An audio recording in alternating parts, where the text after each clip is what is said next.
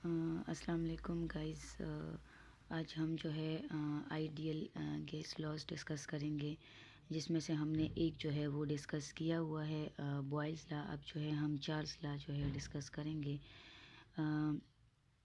According to the Charles law, the volume of a fixed mass of a gas is directly proportional to the absolute temperature and at constant pressure and constant number of moles. मतलब कि आपके पास जो given एक मास of gas है, उसका volume जो है that is directly proportional to, that will be directly proportional to the absolute temperature. मतलब कि जितना आपके पास टेम्परेचर में इंक्रीज़ आएगा, उतना जो है वॉल्यूम में इंक्रीज़ आएगा, या जितना जो है टेम्परेचर में डिक्रीज़ आएगा, उतना जो है वॉल्यूम में भी डिक्रीज़ आएगा।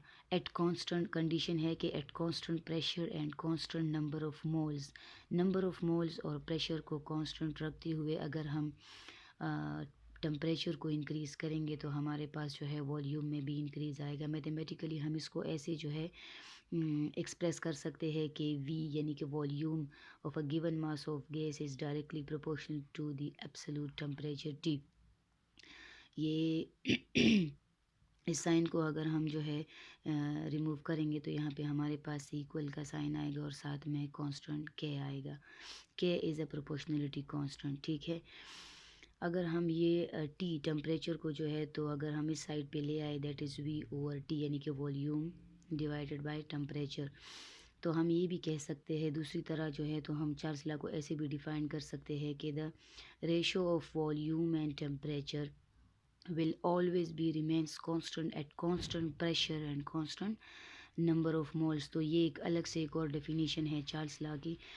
ये देखिए, लेट सपोज़ ये हमारे पास एक जो है कंटेनर है जिसका टेम्परेचर जो है ये हाई है, ठीक है। जिसका यहाँ पे लेट सपोज़ हमारे पास जो है वाटर है जिसका टेम्परेचर जो है वो ज़्यादा है, हाई है। अगर हम यहाँ पे एक बैलून रख ले, ठीक है, अगर हम बैलून रख ले तो बैलून का अगर यहाँ पे वाटर का टेम्परेचर, कंटेनर में वाटर का टेम्परेचर अगर ज़्यादा है, ठीक है ना, थोड़ा सा अगर ज़्यादा है, तो ये बलून जो है ये एक्सपेंड हो जाएगा, ठीक है ना, ये बलून एक्सपेंड हो जाएगा। और अगर यहाँ पे टेम्परेचर जो है वो लो है, तो ये बलून जो है ये श्रिंक होगा, इसका वॉल्यूम डिक्रीज़ हो जाएगा, ठीक है ना। अच्छा जी, अब ज़रा हम यहाँ पे इस टेबल से जो है हमें ये क्लियर हो जाएगा कि कैसे जो है तो ratio of volume by temperature जो है ये कांस्टेंट होता है, ठीक है।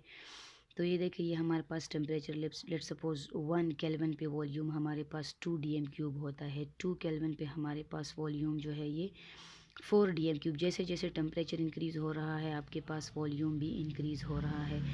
एट 3 केल्विन हमारे पास वॉल्यूम जो है वो 6 DM³ होता है, और एट 4 केल्विन वॉल्यूम हमारे पास 8 DM³ तक इंक्रीज़ हो जाता है, ठीक है। अगर हम इसका V/T में वैल्यूज़ पुट कर ले, 2/1 इधर से 2 आता है, ये देखिए 4/2, तो हमारे पास यहाँ से भी 2 DM³ पर केल्विन आता है। 3 और 6 है तो 6/3 से 2 DM³, मतलब कि कांस्टेंट वैल्यू ऑफ के जो है हमारे पास आ रही है। रेशो इसका वॉल्यूम डिवाइड बाय टेम्परेचर का रेशो जो है दैट इज़ कांस्टेंट, ये बिल्कुल कांस्टेंट है, 2 सबसे 2 आ गया है, ठीक है। अब हमारे पास हम कह सकते हैं कि जो हमारे पास यूनिट ऑफ के है दैट विल बी DM³ पर केल्विन। पर DM³ पर केल्विन आपके पास जो है के का यूनिट होगा, ठीक है। के जो है, के will depend on the pressure and number of moles, ठीक है। के जो है ये इन्वर्सली प्रोपोर्शनल है प्रेशर के, यानी कि जब अगर आप प्रेशर को इंक्रीज़ करोगे तो के की वैल्यू जो है वो इफ़ेक्ट होगी, के की वैल्यू जो है वो डिक्रीज़ होगी। और अगर आप टेम्परेचर को, ये नंबर ऑफ़ मोल्स को इंक्रीज़ करोगे तो के की वैल्यू जो है इंक्रीज़ होगी। इनके बीच जो है ये डायरेक्ट रिलेशनशिप है। तो वी कैन से कि at the same value of pressure and number of moles n, the value of K will remain same, and at different values of number of mole and pressure the value of K will be different। यानी कि अगर आपके पास same conditions है, pressure और number of moles आपके पास let suppose 2 containers है जिसमें जो है गैसेस भरे हुए हैं, ठीक है ना। तो एक के नंबर ऑफ़ मोल्स और प्रेशर उसका जो है सेम है with the number of moles and pressure of another one gas, ठीक है ना?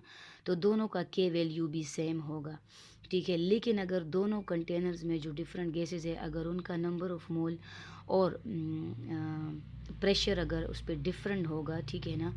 तो उसका फिर के की वैल्यू भी डिफरेंट होगी। तो वी कैन से कि के की वैल्यू जो है that will depend on pressure and number of moles, ठीक है? Of a given mass of a gas.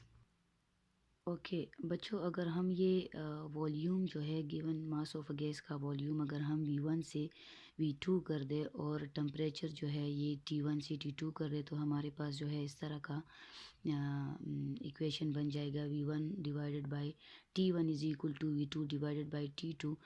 तो इससे जो है लेट्स सपोज़ अगर हमें V1 T1 और T2 की वैल्यू जो है गिवन है, तो हम V2 की वैल्यू फाइंड आउट कर सकते हैं। या लेट्स सपोज़ अगर हमें V2 T2 और T1 की वैल्यू गिवन है, तो हम V1 की वैल्यू जो है इजीली फाइंड आउट कर सकते हैं। तो ये जो है हमें न्यूमेरिकल्स में हेल्प कर सकता है। अच्छा, ग्राफिकली हम कैसे जो है इसको एक्सप्रेस करेंगे चार्ल्स लॉ को?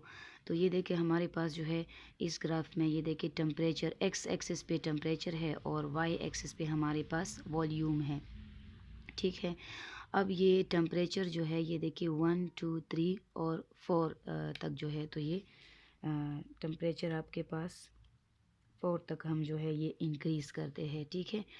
1 केल्विन 2 केल्विन 3 केल्विन 4 केल्विन। अब जब हम टेम्परेचर को इंक्रीज़ करते हैं तो साथ साथ वॉल्यूम में भी इंक्रीज़ आता है। तो 1 केल्विन पे हमारे पास वॉल्यूम 2 था। मैंने टेबल में पहले इससे पहले जो है बनाया हुआ था।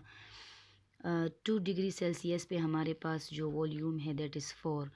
3 पे हमारे पास 6 होता है और 4 पे हमारे पास 8 होता है। तो हमारे पास यहाँ पे जो है स्ट्रेट लाइन आती है।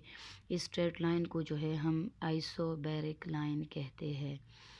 आइसोबैरिक लाइन इसलिए कहते हैं क्योंकि हम ये पूरा जो हमारे पास वॉल्यूम वर्सेस टाइम ये टेम्परेचर है, तो ये हम कांस्टेंट प्रेशर पे कैरी आउट करते हैं, ठीक है ना? तो इस वजह से ये जो लाइन हमारे पास ऑब्टेन होगी इसको हम आइसोबैरिक लाइन कहेंगे, because it will be carried out at a constant pressure, right?